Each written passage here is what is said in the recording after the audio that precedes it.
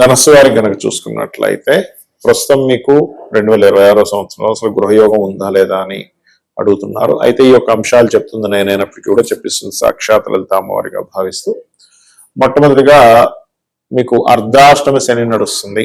చాలా మంది అడుగుతున్న ప్రశ్న ఏంటంటే, ఏమంటే అర్ధాష్టమి శని నడుస్తుంది కదా, ఈ సమయంలో గృహం కొనుక్కోవచ్చా? కొనుక్కునేలా చేస్తుంది గ్రహం చెప్పాలంటే. ఎందుకంటే ఈ 4వ స్థానంలో ఉండే శని ఎప్పుడూ కూడా మనకి శ్రమనిచ్చే కారకుడు. అంటే దేంట్లో ఇవ్వాలి శ్రమ? ఒక ఇల్లు కట్టుకుంటున్నాం, కట్టేటప్పుడు ఆ కింద ఎవరైతే వర్కర్స్ ఉంటారో వాళ్ళు సతాయించడం కానివ్వండి, అంటే వాళ్ళు మాటికి ఇదిగో వస్తున్నాను రాకపోవడం, వర్క్ స్లో డౌన్ అవ్వడం జరుగుతూ ఉంటాయి. అదేవిధంగా మరి గురుబలం ఎప్పటి నుంచి ఉంది, అసలు గృహం కొనుగోలు చేయడానికి అసలు ఎలాంటి జాగ్రత్తలు తీసుకోవాలి, ఇవన్నీ వీడియో ఎండింగ్ అంటే వీడియో మొత్తం చూస్తే మీకు అర్థమవుతుంది.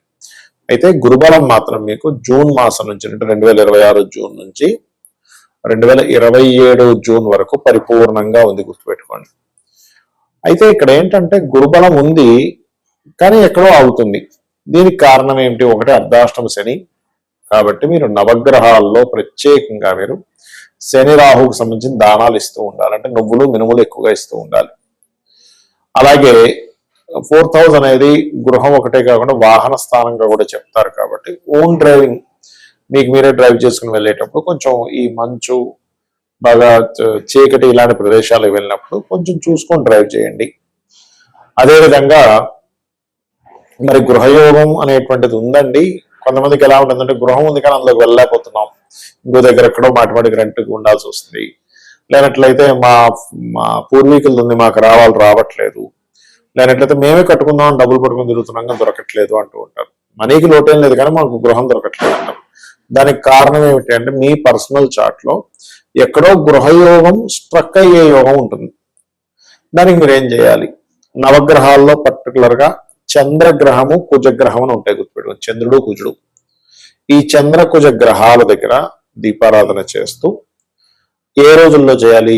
మంగళవారము, సోమవారము, బుధవారం, ఈ 3 రోజులు దీపారాధన చేసి మీరు అదేవిధంగా 4వ స్థానంలో శని కూడా ఉన్నాడు కాబట్టి శనికి తైలాభిషేకము మరియు గోవులకి బెల్లము తినిపిస్తూ మీ యొక్క ప్రయత్నం మీరు చేస్తూ, మీకు దగ్గరలో ఏదైనా ఆంజనేయ స్వామి ఆలయం కానీ లేకపోతే నరసింహస్వామిది కానీ దక్షిణామూర్తి కానీ ఇలా ఏదైనా ఆలయం ఉన్నట్లయితే, అయితే మీరు ఇది ఓన్లీ గృహయోగం కోసమే. మీరు జనరల్ గా రెగ్యులర్ గా చేసుకోవాల్సింది మాత్రం ధనస్సు వారు లక్ష్మీ నరసింహస్వామిని ఆరాధన చేసుకోండి. అక్కడికి వెళ్ళి మీరు ఒక 3 ప్రదక్షిణాలు చేసుకొని అక్కడ కూర్చొని మీరు గనక మణిద్వీప వర్ణాన్ని గనక చేసినట్లయితే ఖచ్చితంగా మీకు బాగుంటుంది. చాలా మంది నన్ను అడుగుతున్న ప్రశ్న ఏంటంటే, అసలు ఒక గృహం కొనుగోలు చేసేటప్పుడు ఎటువంటి జాగ్రత్తలు తీసుకోవాలి? పాయింట్ నెంబర్ 1 గుర్తుపెట్టుకోండి. మీ పేరు లో ఉండే మొదటి అక్షరాన్ని తీసుకొని మొదటి అక్షరంతో వర్గు అనేది ఒకటి ఉంటుంది. అంటే ఆ నుంచి అమ్మహ, మీ పేరు ఆ నుంచి అమ్మహ లోపల ఉందనుకోండి. అంటే ఆ అంటే ఆదిత్య, లేకపోతే ఆదినారాయణ, ఈ అంటే ఈశ్వరు, ఊ అంటే ఉదయ్ కుమార్, లేకపోతే ఊహ, ఇట్లా చాలా రకాలు ఉంటాయి పేర్లు కదా. ఆ మొదటి అక్షరం గనక ఆ నుంచి అమ్మహ లోపల ఉంటే మీకు తూర్పు మధ్య ద్వారము, సింహద్వారాలు, ఎందుకంటే ఈశాన్యం కూడా ఉంటాయి కాబట్టి తూర్పు మధ్య సింహద్వారము, దక్షిణ మధ్య సింహద్వారము, ఉత్తర మధ్య సింహద్వారాలు మీకు పనికి వస్తాయి. మీకు పడమర ఈశాన్యం పనికిరాదని గుర్తుపెట్టుకోండి. కక్క గగ అక్షరాలు కనుక మీకు మొదటి అక్షరం అయినట్లయితే మీకు ఆగ్నేయము, ఉత్తరము, ఈశాన్యం పనికొస్తుంది. పనికొచ్చేవి చెప్పేస్తాను, ఇంక మళ్ళీ ప్రత్యేకంగా పనికిరాని కాకుండా. చాచా జాజా కనుక ఉన్నట్లయితే దక్షిణ మధ్య ద్వారం అంటే సౌత్ సెంట్రల్ డోర్ అనేది స్వవర్గ అవుతుంది, ఈస్ట్ సెంట్రల్ డోర్ అనేటువంటిది సప్తమ వర్గ అవుతుంది, నార్త్ ఈస్ట్ అనేటువంటిది షష్టమ వర్గ అవుతుంది. So east, south, north east. అదేవిధంగా టాటా డాడా అక్షరాలతో మీ పేరుంది ఉదాహరణకి. అప్పుడు మీరు ఏంటంటే మీరు ఇక్కడ ఈ వాయువ్యము, అదేవిధంగా ఆగ్నేయము, తూర్పు పనికొస్తాయి. అంటే north west, north south east, south central door and south east పనికి వస్తుంది. అదేవిధంగా తత దన, తమను, నా పేరు నానాజీ, ఈ పేర్లకి ఏంటంటే పడమర సింహద్వారం, పడమర మధ్య సింహద్వారము, ఉత్తరము, దక్షిణము, ఆగ్నేయం పనికి వస్తుంది. వీళ్ళ పొరపాటును కూడా తూర్పు, ఈశాన్యం పనికిరాదు, గుర్తుపెట్టుకోండి. ఇక పాప బాబమ్మ అనుకోండి, వారికి వాయువ్యము ఈశాన్యము పనికొస్తుంది, అంటే north west and north east పనికొస్తుంది. వాళ్ళకి నార్త్ సెంట్రల్ డోర్ అనేది న్యూట్రల్ అవుతుంది, బట్ పొరపాటును కూడా ఈస్ట్ సెంట్రల్ డోర్ కానీ సౌత్ ఈస్ట్ కానీ తీసుకోకూడదు. ఇక యారా లాభ అక్షరాలతో కనుక ఉన్నట్లయితే మీ పేరు దాంట్లో ఒకటి యారా లాభ అంటే యా అంటే యాదమ్మ యాదయ్య, లేకపోతే రా అంటే రమేష్ రాము, లా అంటే లావణ్య, ఇట్లా చెప్తున్నా, ఉదాహరణ చెప్తున్నా. అలా ఉన్నట్లయితే మీకు ఉత్తర మధ్య ద్వారము, తూర్పు మధ్య ద్వారం, పడమర మధ్య ద్వారం పనికి వస్తుంది. ఈశాన్యం న్యూట్రల్ అవుతుంది. పొరపాటును కూడా మీరు సౌత్ ఈస్ట్ కానీ సౌత్ కానీ అస్సలు తీసుకోకూడదు, నార్త్ వెస్ట్ కానీ. ఇక శేషాసహ అక్షరాలతో ఉన్నట్లయితే అంటే శేషగిరిరావు, హరిణి, హిరణ్య, ఇట్లా రకరకాల పేర్లు ఉంటాయి. వాళ్ళకి ఈశాన్యము వాయువ్యం అంటే నార్త్ ఈస్ట్ సింహద్వారం కానీ నార్త్ వెస్ట్ సింహద్వారం కానీ తీసుకోవాలి. దీంతో పాటు మీ పర్సనల్ చార్ట్ లో రాహుకేతువులు ఎక్కడున్నారు, శుభగ్రహాలు పాపగ్రహాలు ఉండే స్థితిని చూసుకోవాలి. ఇప్పుడు మళ్ళీ దాంతో కొంత ఫిల్టర్ చేసుకుంటే దీనివల్ల సింహద్వారం వలన మీ లైఫ్ లో మీరు ఏదైతే కష్టపడుతుంటారో, మీరు ఏదైతే ప్లాన్ చేసుకుంటుంటారో, ఇక్కడ ఫెయిల్యూర్ శాతం చాలా తగ్గుతుంది, పాజిటివ్ శాతం అనేటువంటిది పెరుగుతుంది. ఇదొకటి.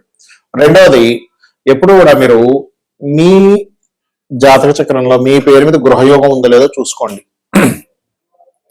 చాలా మంది చేసేటువంటి తప్పిదాలు ఏమిటంటే వాళ్ళ పేరు మీద లేనప్పుడు వాళ్ళు తీసుకోవడం, మళ్ళీ కష్టాలు రావడం, అమ్మేయడం జరుగుతుంది. అలా కాకుండా మీ పేరు మీద ఉంటేనే తీసుకోండి. అసలు ఇక్కడ 3 విషయాలు చూడాలి. ఒకటి, మీ పేరు మీద గృహం కొనుక్కోవచ్చా కొనుక్కోకూడదా, గృహం కానీ వాహనం కానీ వస్తువు బంగారం కానీ స్థలం కానీ గుర్తుపెట్టుకోండి. అలా లేదు అన్నప్పుడు మీ జీవిత భాగస్వామి పేరు మీదో, మీ పిల్లల పేర్ల మీదో, లేదు మీ ఇంకా వివాహం లేదు మీ తల్లిదండ్రుల పేర్ల మీదో కొనుక్కోండి. ఇంకోటి, భార్యాభర్తల్లో ముఖ్యంగా భర్త పేరు చూసుకోవాలి. అలా కాదండి మా హస్బెండ్ తో సంబంధం లేకుండా నేను సపరేట్ గా కొనుక్కొని నేను రెంట్కి ఇచ్చుకుంటానప్పుడు భార్య పేరు మీద తీసుకోవచ్చు, వాళ్ళిద్దరూ కలిసి ఆ ఇంట్లో ఉండరు అన్నప్పుడు. అలాగే మీ పేరుతో పాటు మీ సంతానం యొక్క పేరులో కూడా ఉండే అక్షరాన్ని తీసుకొని ఇద్దరికి కనెక్ట్ అయ్యేది తీసుకుంటే ఇంకా మంచిది. ఎందుకు అంటే ఇక్కడ మీ తదనంతరం మీ పిల్లలకి మీ మనవాళ్ళకి ఇస్తారు కాబట్టి వాళ్ళ పేర్లో కూడా కలిసి వచ్చేది తీసుకుంటే ఇంకా మంచిది. ఇక మరొక విషయం ఏంటంటే, ఎప్పుడూ కూడా మీరు ఒక గృహం కొనుక్కోవాలి అని అనుకున్నప్పుడు, ఆ డిజైర్ నెరవేరాలి అనుకున్నప్పుడు, మీరు మీ ఇంట్లో వాస్తుపరంగా మీ ఇంట్లో నైరుతి బెడ్రూమ్ లో, మాస్టర్ బెడ్రూమ్ లో వెస్ట్ వాల్ కి ఒక ఎల్లో కలర్ షీట్ ఒకటి ఇట్లా స్క్వేర్ లో దంటించి అక్కడ మీరు ఎటువంటి గృహం కొనుక్కోవాలనుకుంటున్నారో ఆ ఫోటో పెట్టి అమ్మవారి అనుగ్రహంతో నేను ఈ యొక్క గృహాన్ని కొనుక్కోబోతున్నాను అని చెప్పి కింద నీట్ గా రాసి మీరు మణిద్వీప వర్ణన రెగ్యులర్ గా రోజు చేయండి. మీరు ఎంత రోజు మీరు మణిద్వీప వర్ణన చేస్తే అంత ఖచ్చితంగా మీకు గృహయోగం ఉంటుంది. ఇక్కడ ఏంటంటే గోచారంలో గనక ఇన్వెస్ట్మెంట్స్ చేయకూడని సమయాలు ఉన్నప్పుడు పర్టికులర్ గా మీరు ఆ సమయంలో పొరపాటును కూడా గృహం కొనుక్కోకూడదు, గుర్తుపెట్టుకోండి. అంటే గోచారంలో 12వ స్థానంలో అయితే ఇన్వెస్ట్మెంట్స్, 4వ స్థానం మీద బ్యాడ్ ట్రాన్సిట్ ఉంది, అప్పుడు గృహం కానీ వాహనం కానీ, శుక్రుడి మీద బ్యాడ్ ట్రాన్సిట్ ఉంది, పర్టికులర్ గా వాహనం కట్టిన గృహం కొనుక్కోవడం, లేదు కుజుడి మీద బ్యాడ్ ట్రాన్సిట్ ఉంది, అప్పుడు స్థలం తీసుకునేటువంటి విషయంలో ఎట్టి పరిస్థితుల్లో తొందరపాటు పనికిరాదు, గుర్తుపెట్టుకోండి. ఈ జాగ్రత్తలు కనుక తీసుకున్నట్లయితే ఖచ్చితంగా 100% మీకు ఎటువంటి ఇబ్బంది కలగకుండా ఉంటుంది. అమ్మవారి అనుగ్రహంతో మీరు కొనుక్కునేటువంటి గృహంలో మీరు హ్యాపీగా ఉంటారు. శ్రీమాత్రే నమః.